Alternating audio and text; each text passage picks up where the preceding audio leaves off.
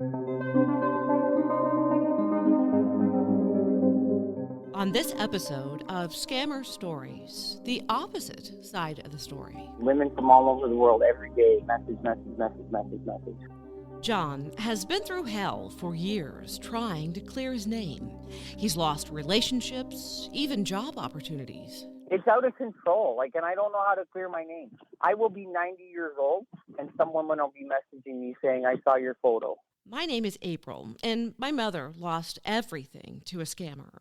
Not only did it leave her penniless, but it tore the family apart.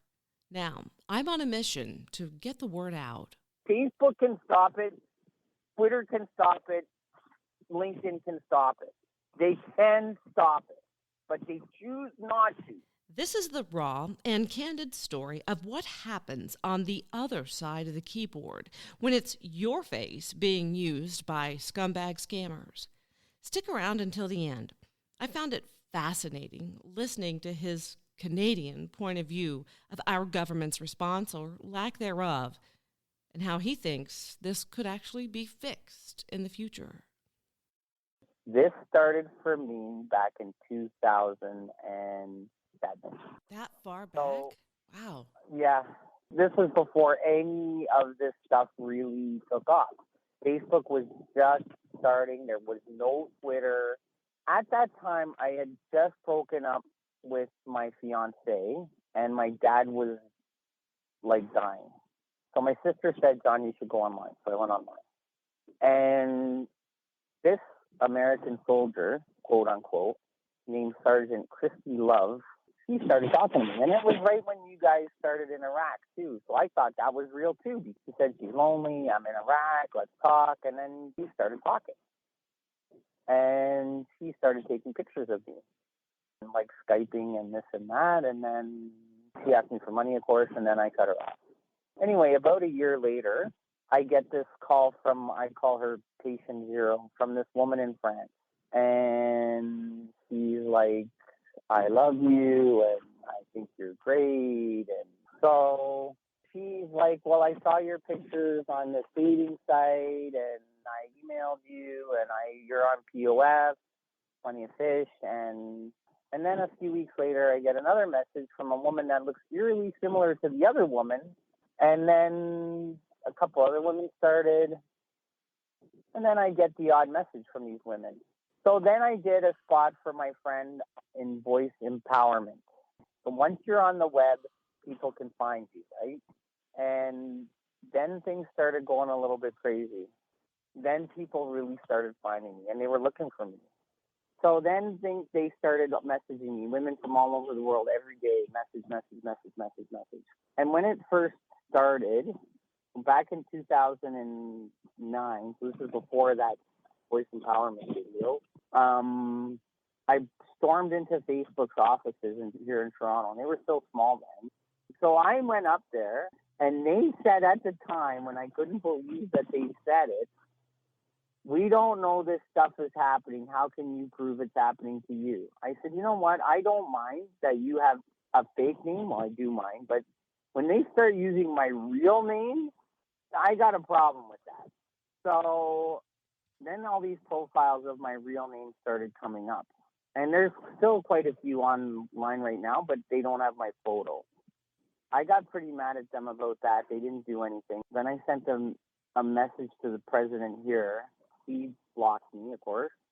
And every Facebook person blocked me on every social media platform because they don't want to admit to it. What happens is sometimes my own friends that are women, that are single women, they'll go online and they're searching for, 45 to 55-year-old men, blah, blah, blah, and my picture shows up. It is totally out of control. And I'm not okay with some of my friends here that get message in the middle of at night saying, John, are you on this website? Are you on this dating web? No, I am not. It is not me. My mom has spoken to one of the women. I get messages from women literally all over the world. We're getting married.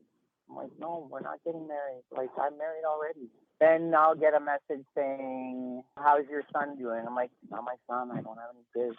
And then there's that other girl at the Santa Claus parade that we sort of just befriended at the parade. And she's like, oh, take a picture with me. And so now she's my daughter, and she's all over the world. Some of them have actually stalked me, like for real stalked me. There was one woman, she called me like at all hours of the night. I got the Toronto police involved, and they're so idiotic too. The police are zero help, by the way, zero. What happened with that one was they had to call her and tell her, look, like, if you bother this man again, we're going to have the Cleveland police come and arrest you. And she backed off. I got a card a month later saying, I had to see you. Now I've seen you. I know where you are. When you were engaging these women back when you would do that, were you ever able to actually talk one of them out of believing that the scammer was you, ever? Oh, most of the time they already knew. Like almost 95% of the time. 99. They just thought that I would, after the whole scam thing came down, that I would fall in love with them and move to wherever they were. Most of the time, they had already found out that it wasn't real. Most of the time, they already found out that I was who I was.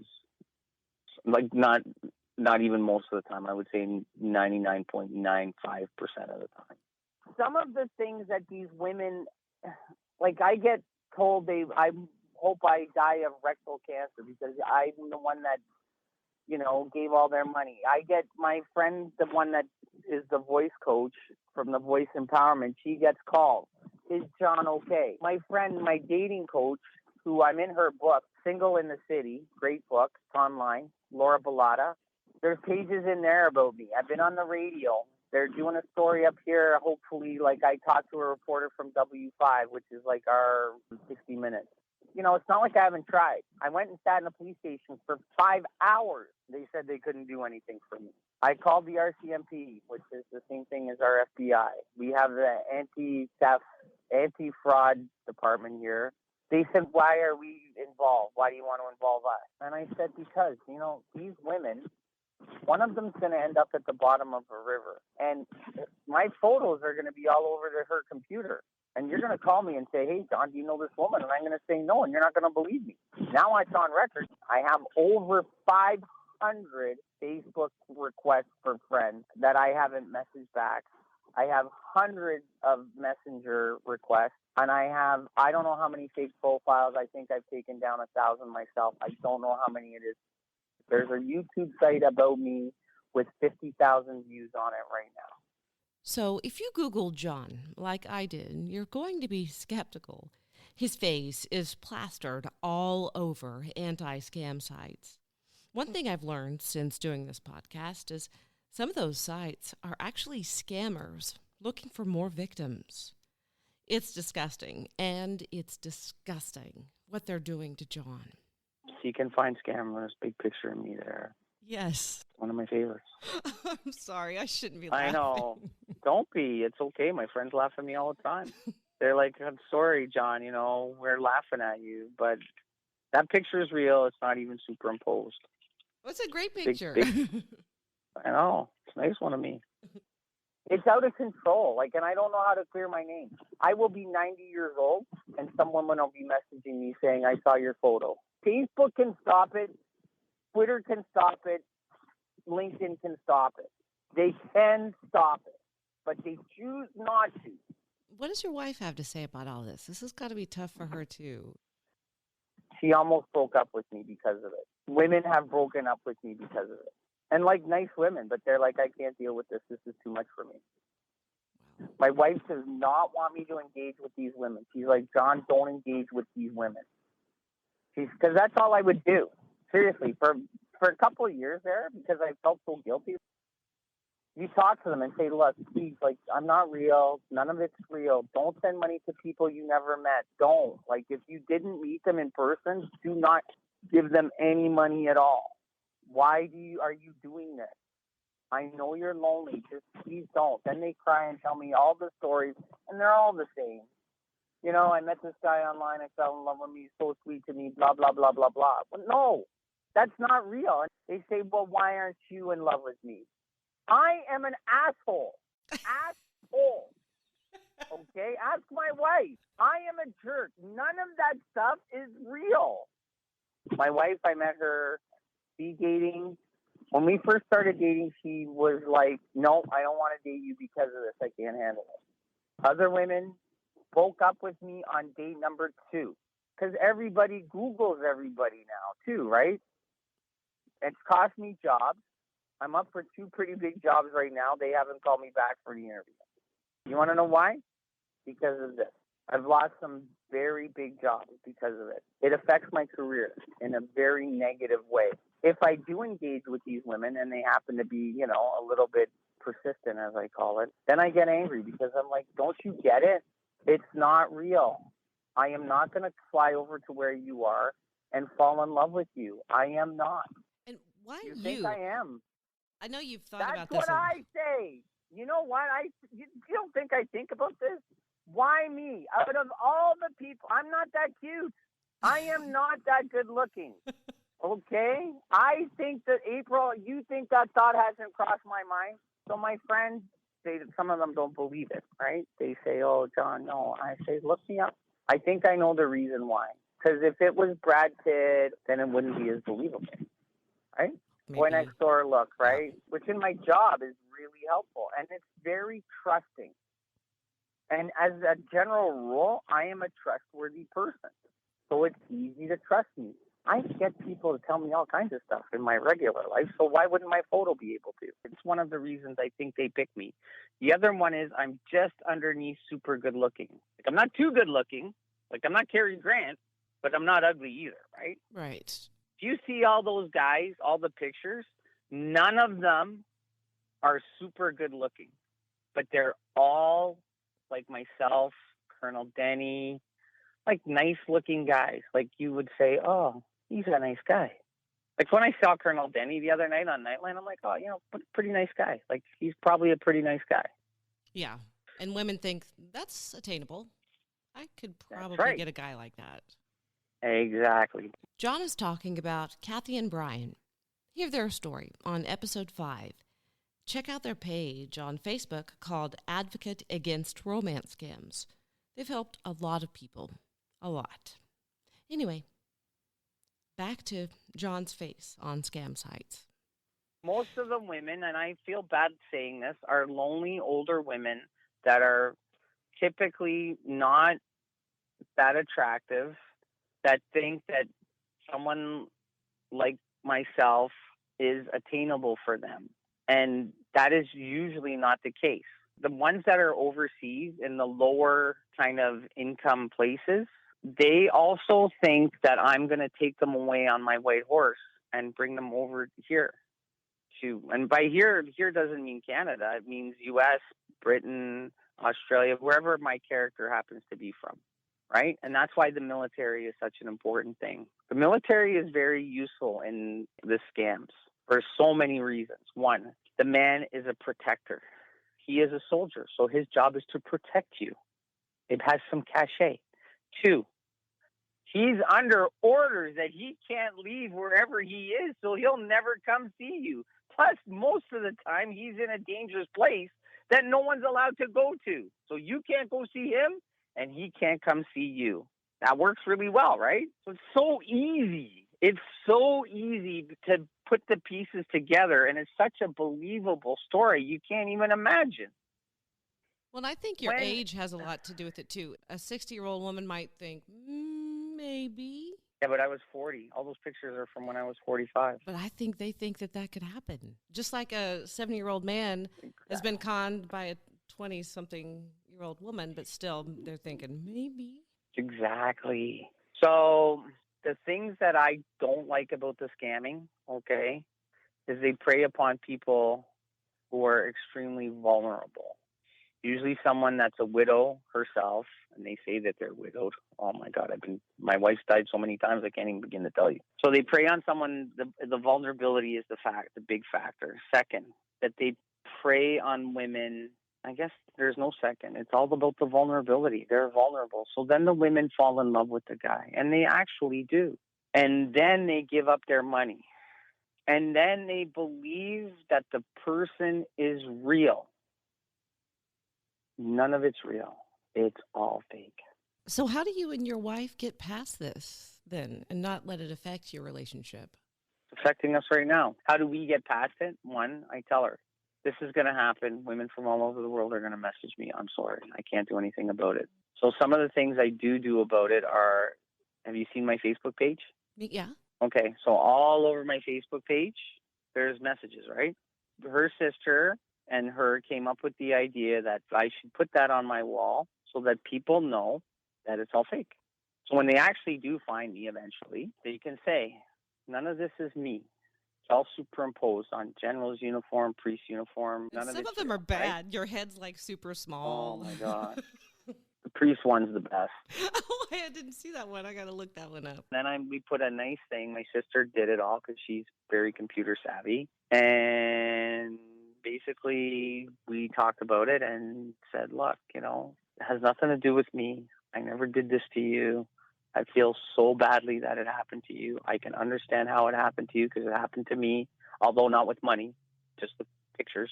And please, for the love of God, don't send money to anyone you never met. The ones I feel bad about, there was a woman in Lithuania. She gave 13,000 euros. I was on TV in Lithuania.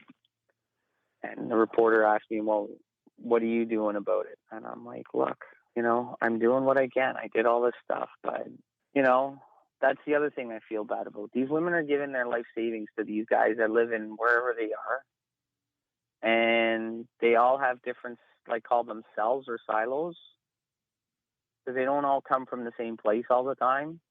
Like for a little while, it'll be like South America, then it'll be Eastern Europe, then it'll be Western Europe, then it'll be Philippines, a lot from Philippines. They're very trusting people. I don't understand. I know how that scam works. That's a scam upon a scam. So how that one works is these women are all mail order brides. The guy says he's going to take them to wherever, but he needs money for a lawyer and her passport so that he can bring her over. And then guess what? She never comes over. What do you say to a guy who might think, wow, that would be really cool to have all these women reaching out to me? And it's not that cool. It's not you, okay? That's what they don't get. It's not me. It's my picture. The real me is John Majot, who has all great qualities and all his bad qualities. That's who I hope my wife loves, okay? I don't want her to love my face or certainly not my body anymore. But used to be, but not anymore. No, but you know what? I'm just kidding. But you see what I'm saying? It's not me. And I tell these women that all the time. Look, the person you're in love with isn't me. The real me has warts, right? So that's what you tell your younger self. None of it's me either. And it's like when you first start dating a girl, you're always on your best behavior, right? So then she falls for you. Well, then after that, I'm sure your husband has warts too. He might be a really great looking guy. It's like that old joke about the guy in the Maxim magazine. Somewhere out there, some guy's even tired of blah, blah, blah her. Yeah. Right? Yeah. They are in love with the fantasy. Even the fantasy does not exist. I don't care. Brad Pitt has a temper. Everybody knows it, but they're like, oh, he's Brad Pitt. George Clooney, until he had his twins, didn't even want his friends to come over with children. Now he's got twins, so kind of stuck, right? You see what I'm saying? Even your husband, who might be the most handsomest guy in all of Oklahoma, he's got his warts too, I'm sure. The other thing I would tell my younger self, which is not as much of a problem now, all that stuff that happened 12 years ago, you have to remember, this technology is very young. People say, well, why didn't you put it on your privacy settings? I'm like, because there was no privacy settings at the time. There wasn't any. Oh, yes, there was. I'm like, no, it was like a little thing on the bottom, now there's privacy. They talk about it. There's shows like yours. People talk about it. So that's what I would tell my younger self. Don't get suckered into putting your pictures online. That's why I don't Skype. Remember how you said we can? No, I don't do that anymore. And the reason is because of this. Because it can get out there. Once it's on the air, like in the air, it's in the air. It is a virus that goes literally. It is a worldwide virus, and they use my picture because it still works. God only knows why. Do you think it'll ever go away? Will it ever go away? Yes, it will. If these platforms, and I'm not just saying FB, do something about it. And that is happening. That is coming. The general data protection regulators in Europe, they're putting draconian measures. Canada is in 18 months, we will be putting on measures to protect the users. You guys are going to be kicking and screaming, but it's coming. The big countries are doing it. The big places are doing it. So will it ever end? Yes. The other thing that'll make it end is facial recognition technology, which is only about 6 years old and only been in the mainstream for about 2 or 3 years. It's not new. Like, that's very new, right? This stuff is all super new. So will it end? Yeah, probably. Like, it may end eventually. And the other way it can happen is if people like you do podcasts and say, John was scammed. You are being scammed by John. Don't send money to people you never met. But then they'll just find a different way. But there's some ways that these places, so if Facebook, which said their platform will always be free, started charging people even $20 a year, okay, then there would be a traceability, right? $20 a year, not that much money. Like, isn't just about romance scamming, bullying, child sexual abuse. That's the other one, the gross one, right? They lure these girls in, or these boys. I'm not saying it would make it disappear, April, but it would make it a lot harder. And they don't want to do it. And the reason they don't want to do it is because they like having a platform with billions of users on it, because that's what advertisers like. And they can stop it. They have the technology to worm their way in. When I want to take a screenwriting course, and for the next 3 months, you should take this screenwriting course, pops up on my FB.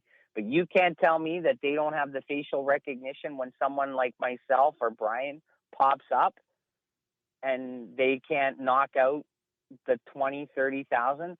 Catherine Tomko, okay, and you can use her name, told me that I should take them down one profile at a time. That is impossible. Impossible. It cannot be done. First, I have to find them, and then I have to tell Facebook to take them down. One profile, I had to go 15 times. And it was my own name with my own picture to tell them to take it down. And they said that their algorithm did not figure out that it should have been taken down. That's the problems I have. If you can figure out how to sell me a car 20 times, you certainly have the algorithm capability to take down a fake profile. You have the algorithm capability to find out when this guy's a child pornography creep. You have the capability to find out where there's a white supremacist. All these things they say are against their community standards, but none of it they do anything about. Very rarely. It is a small percentage. I don't understand. Please don't get me wrong, because I live in Canada. I don't understand how your government works. But you cannot tell me that some of this money is not being used, particularly in Africa, for the Boko Haram, or for the Taliban, or for the Russian mafia, or for the American mafia. Guarantee you some of this money is being funneled to them. 100%. So where is your famous Homeland Security? Where are they? That's a great question. Great question. No, and I'm not trying to be a jerk about it. I'm not. But, it's in Africa. Boko Haram is in Africa. You think that some of this money isn't used to being funded for Boko Haram terrorism? And for all these, all those girls that got kidnapped a couple of years ago, All the stuff that Boko Haram does is disgusting. Iraq, same thing. Taliban, same thing. Even ISIS, I guarantee you some of the money is being funneled towards that. Where's Homeland Security? Where is this famous Pentagon that I hear about? Where are they? They're double dipping. First, they're stealing money from these poor ladies, okay, which weakens your economy, and then they're using it to kill your people, which probably isn't good for the U.S. either. This is a little hard to swallow for Americans like myself and probably you, who pride themselves on being from a country we like to think of as the good guys, the first to jump to someone's aid. The best and the brightest ideas come from the U.S., right? Part of the problem is there are too many problems in the world right now to solve, and we are passionate about this problem, but we're just not loud enough. Men and women also are hesitant to come forward for obvious reasons. One thing you can do if you're listening to this podcast is share it. Tell your friends and family. Talk to them about the dangers. And thank you for listening. Until next time, my scammer warriors.